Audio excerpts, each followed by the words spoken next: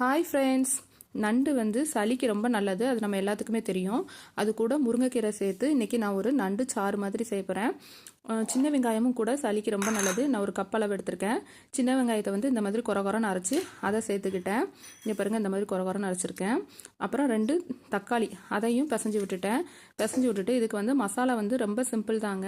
இங்கே பாருங்கள், 2 சில்லு அளவு தேங்காய், 9 வத்தல் வந்து காரத்துக்கு தகுந்த மாதிரி எடுத்துக்கலாம். 1 ஸ்பூன் அளவு ஜீரகம், 1 ஸ்பூன் அளவு பெருஞ்சீரகம், 4 பல் பூண்டு, கொஞ்சம் கருவேப்பிலை, இதெல்லாம் சேர்த்து நல்லா இந்த மாதிரி அரைச்சிட்டு மிக்ஸி ஜாரை கழுவி ஊற்றிட்டேன்.